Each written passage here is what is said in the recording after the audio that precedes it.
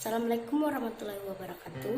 Perkenalkan, nama saya Siti Afifah Fatin Nur Sabhan dari kelas BSIA, Prodi Bahasa dan Sastra Indonesia, Fakultas Bahasa dan Sastra, Universitas Negeri Makassar.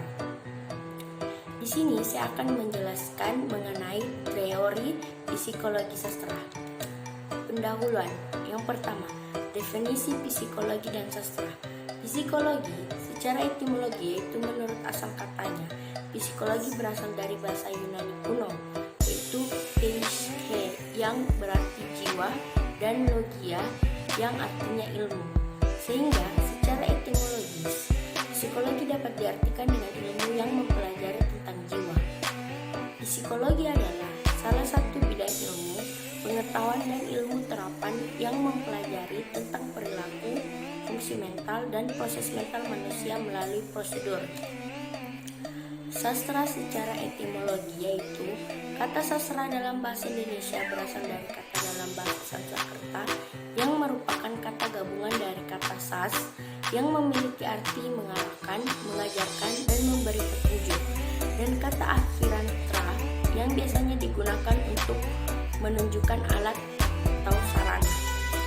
Sastra adalah ungkapan ekspresi manusia berupa karya tulisan atau lisan berdasarkan pemikiran, pendapat, dan pengalaman, sehingga keperasaan dalam bentuk yang imajinatif, cerminan kenyataan atau data asli yang dibalut dalam kemasan estetis melalui media bahasa. Pengertian psikologi sastra. Psikologi sastra adalah sebuah interdisiplin antara psikologi dan sastra. Mempelajari psikologi sastra sebenarnya sama halnya dengan mempelajari manusia dari sisi dalam.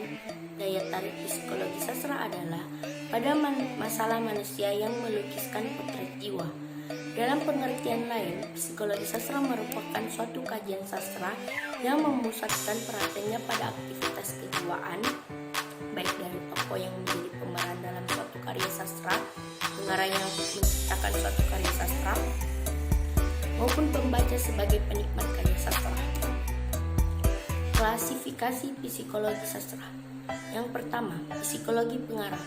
Psikologi pengarang merupakan salah satu wilayah psikologi kesenian yang membahas aspek kejiwaan pengarang sebagai suatu tipe maupun sebagai seorang pribadi. Psikologi pembaca.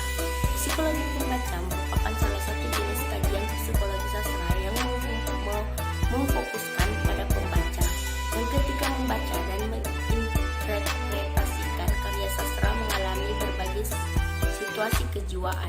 Kritik sastra feminis psikoanalisis. Kritik sastra feminis adalah studi sastra yang mengarahkan fokus analisanya pada perempuan. Jana Negara berpendapat bahwa kajian feminisme adalah salah satu kajian sastra yang mendasarkan pada pandangan feminisme yang menginginkan adanya keadilan dalam memandang eksistensi perempuan. Wilayah psikologi sastra. Willett dan Warren mengemukakan bahwa psikologi sastra mempunyai 4 kemungkinan pengertian. Yang pertama adalah studi psikologi pengarang sebagai tipe atau sebagai pribadi. Yang kedua, studi proses kreatif. Yang ketiga, studi tipe dan hukum-hukum psikologi yang diterapkan pada karya sastra. Dan yang keempat, mempelajari dampak sastra pada pembaca. Teori-teori psikologi sastra. Yang pertama, teori seksualitas. Seksualitas adalah bagaimana seseorang merasa tentang diri mereka dan bagaimana mereka mengomunikasikan perasaan tersebut kepada orang lain melalui tindakan yang dilakukannya seperti sentuhan, pelukan, ataupun perilaku yang lebih halus seperti isyarat gerak tubuh, cara berpakaian, dan perbendaharaan kata, termasuk pikiran, pengalaman, nilai, fantasi, dan emosi. Yang kedua, teori kepribadian humanistik. Psikologi humanistik adalah ajarannya bahwa manusia atau individu harus dipelajari sebagai keseluruhan yang integral, khas, dan terorganisasi. Sesuai dengan teori Maslow dengan prinsip linguistiknya, motivasi mempengaruhi individu secara keseluruhan, bukan secara bagian.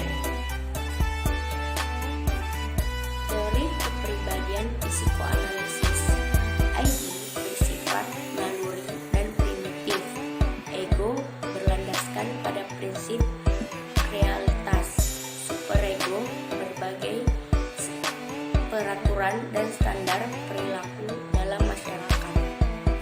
Hukum-hukum psikologi dalam teks sastra. Yang pertama, tokoh-tokoh dalam karya kreatif dinilai kebenarannya secara psikologis. Yang kedua, kadang-kadang ada teori psikologi tertentu, sadar atau tidak sadar, yang dianut pengarang. Ketiga, kebenaran psikologis tidaklah selalu identik dengan keberhasilan artistik. Yang keempat, dalam karya sastra, kebenaran psikologis baru mempunyai nilai artistik jika ia menambah koherensi dan kompleksitas karya. Dampak sastra terhadap kejiwaan pembaca. Yang pertama, sastra sering dianggap memiliki potensi untuk mempengaruhi pembaca. Yang kedua, pembaca sering terlupa karya sastra bukan merupakan realitas sebagaimana adanya, tetapi merupakan realitas imajiner.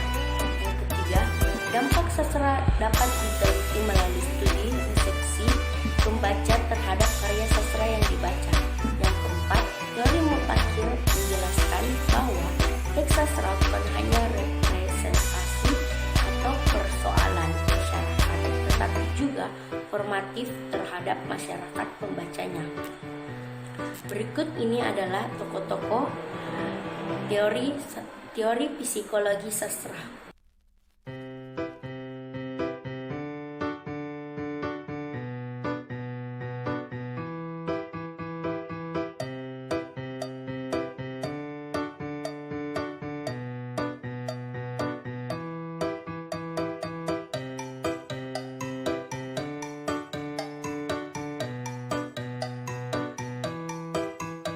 Tadi penjelasan saya mengenai teori psikologi sastra. Mohon maaf jika ada kesalahan kata. Sekian dan terima kasih.